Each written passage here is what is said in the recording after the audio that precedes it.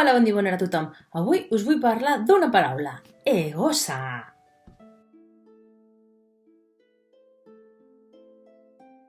Al voltant del segle VI abans de Crist, a la península ibèrica sorgeix la civilització ibèrica.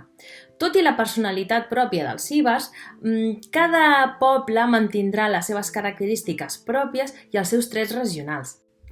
Els pobles ibèrics s'organitzaven en poblats fortificats, òpidum, i sempre buscarien aquells llocs més elevats, de fàcil defensa, i les seves dimensions dependrien de la importància que pogués tenir la tribu o a quin territori tenien allò que podien de vendre. A més, aquests poblats tenien una configuració urbanística organitzada en carrers estrets, rodejats per una estructura defensiva i normalment realitzarien funcions polítiques, administratives o d'altres índoles.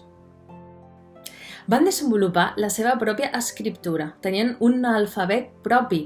Ens han arribat exemples d'aquesta escriptura i es poden llegir, però no es pot traduir. No tenim una pedra roseta per poder fer aquesta conversió i saber què estan explicant en aquesta escriptura. A més, sabem que la seva economia es basava sobretot en la ramaderia i en l'agricultura i que hi havia algun intercanvi a nivell d'artesania de ceràmica o d'indústria metal·lúrgica.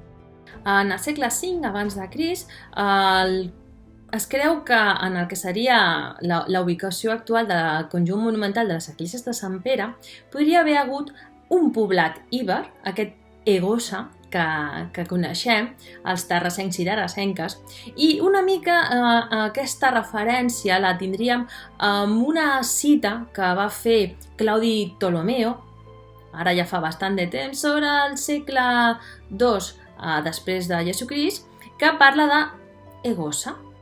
Claudi Ptolomeo va ser un matemàtic, geògraf i astrònom grec que va viure en el segle II després de Crist i hem de parlar de la seva gran obra, Geografia, un conjunt de 8 volúmens on parla del món que coneixen en aquella època i utilitza una sèrie de coordenades basats en graus i minuts, com fem ara nosaltres, per parlar de diferents pobles que hi havia en la seva època. En concret, en el llibre segon, capítol 3, 4 i 5, parlarà d'un poble castellani amb les següents coordenades, que són longitud 17 graus 10 minuts i latitud 41 graus 55 minuts i menciona Egosa.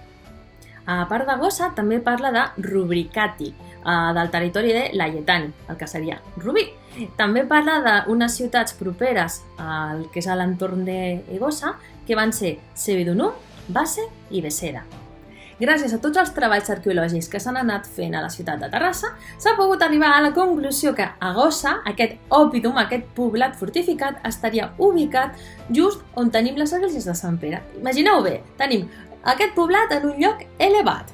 A més, té una fàcil defensa perquè té dues rieres, la riera de Vallparadís amb la riera d'en Monet, i el poblat està just en el mig. A més, s'han trobat restes de sitges. Aquestes sitges servien per emmagatzemar el que eren els excedents de cereals. Eren fosses excavades al terra, tancades hermèticament amb una llosa de pedra. Això facilitava que es pogués emmagatzemar i guardar els aliments, perquè recordeu que en aquella època no hi havia cap electrodomèstic per poder preservar els aliments. A part del que seria en aquesta zona de les esglésies de Sant Pere, també es van trobar unes sitges en un jaciment que va haver-hi on està la plaça Vella, pel carrer Cremat. Si voleu saber molt més i de millor manera que potser explico jo el que és la història d'Egosa, gràcies a la Gemma, una persona que em va donar molt bons consells i em va ajudar molt, vaig poder descobrir aquest magnífic llibre sobre la història de Terrassa on podeu conèixer moltíssimes coses. Jo aquest, com podeu veure, l'he agafat a la biblioteca, però quan pugui el compraré perquè l'he de trobar perquè és fantàstic. És una edició del 2018 amb tota una sèrie d'autors eminències per a mi. I que moltes gràcies, Gemma, i espero que us hagi agradat i fins a la propera. Adeu!